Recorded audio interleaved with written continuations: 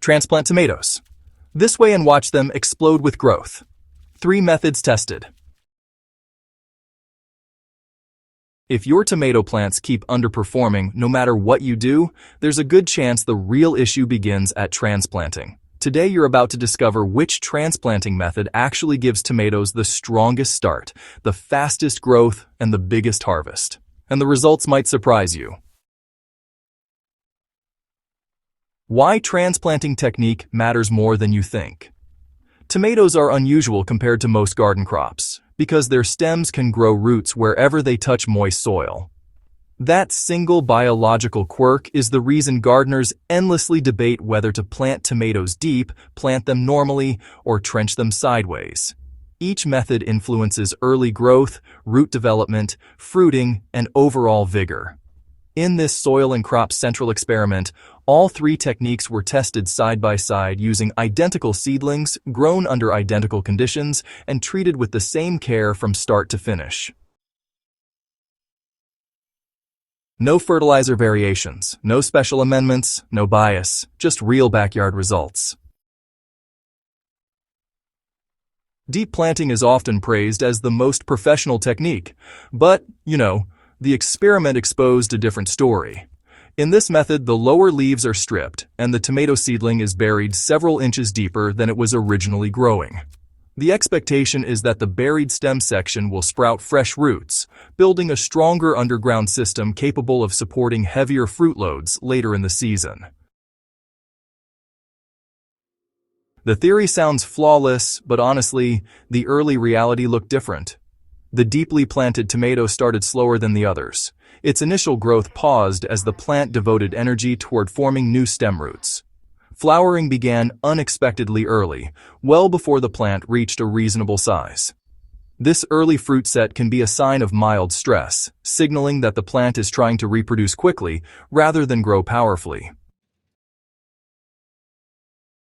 Even after several weeks, the deep-planted tomato remained shorter, produced fewer early fruits, and looked less vigorous. At the end of the season, it developed around 15 tomatoes, several of which ripened earlier than those on the surface-planted plant. When dug up, the root growth along the buried stem existed but was surprisingly limited. The main root ball was actually smaller than the plant that had been transplanted at surface level. Deep planting worked, but it didn't dominate the garden as many gardeners assume. Surface planting. It's honestly the simplest method, but it comes with some unexpected strength. Planting the tomato seedling at the exact depth it grew in the container, well, it might seem almost too basic to compete with those more complex techniques out there. But, this simple method delivered the strongest early growth by a wide margin. Since the plant didn't need to pause and produce new stem roots, it could immediately focus all its energy on above-ground growth. Within just a few weeks, the surface-planted tomato grew taller than the others, looked more vigorous, and even formed more fruit clusters early in the season. Later in the experiment, it consistently remained the tallest plant, reaching roughly 75 inches from root to growing tip. It held the highest number of total tomatoes, around 20, although, interestingly, ripening occurred later than on the deep-planted tomato. When the plant was removed from the soil at the end of the test, the root system was simple, clean, and healthy. Because it wasn't disturbed or forced to adapt, it built a symmetrical root ball that supported steady, predictable growth. This method really proved that sometimes the simplest option delivers the strongest overall results, especially for gardeners who value speed and convenience without sacrificing yield. Trench planting, also known as the sideways technique, really surprised everyone. It involves laying the tomato plant horizontally in a shallow trench, then bending the growing tip upward so it grows vertically. This method is less common and often questioned, because honestly, bending the stem can feel risky, and burying a long section of the plant seems like unnecessary work.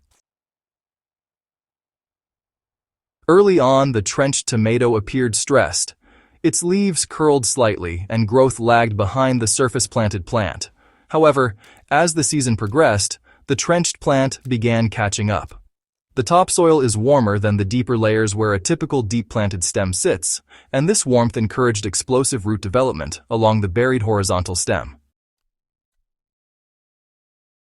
By mid-season, the trenched tomato actually outgrew the deeply planted one and nearly matched the vigor of the surface-planted tomato. It produced about 13 to 14 tomatoes and maintained a strong canopy. When dug up, its root system was the most dramatic of the three. The entire buried stem was coated in fibrous roots, including several long horizontal roots that spread outward like thick underground branches. The enhanced root system really explains its late-season burst of growth. The plant initially sacrificed speed for root expansion, but later used that huge underground network to fuel powerful growth. Comparing the final results, after months of controlled growth, the three methods produced very different outcomes. The surface-planted tomato grew the tallest, set the most fruit, and maintained steady vigor throughout the season. The deeply planted tomato grew the fewest roots, started the slowest, and ultimately produced fewer fruits, but ripened them earlier. The trenched tomato developed the most complex and extensive root system, caught up later in the season, and produced a moderate but respectable fruit count. It becomes clear that transplanting method affects the plant at every stage, from early growth to final harvest. Which transplanting method should you choose? Each method has benefits, but the experiment revealed that no single technique completely outperforms the others in every category. For most gardeners seeking strong early growth, abundant fruit, and the least amount of effort, surface planting remains the most reliable and time-efficient choice. For gardeners who live in cooler climates or want to maximize root development, trench planting offers a surprising advantage as long as you can tolerate the slower start. Deep planting is still effective, but doesn't necessarily deliver the dramatic boost many people expect. If you transplant tomatoes with any of these methods, you will still end up with healthy, productive plants. The key is choosing the method that fits your climate, your soil, and your gardening style. Final thoughts. Transplanting tomatoes isn't just about getting them into the ground. It's about setting the tone for the entire growing season. Whether you bury them deep, keep them at surface level, or lay them sideways in a trench, your decision will shape how the plant grows, how it produces fruit, and how well it handles the challenges of the season. If this soil and crop central breakdown helped you rethink your tomato growing strategy, make sure you subscribe, share this video with fellow gardeners, and keep coming back for more proven, practical, and powerful gardening knowledge.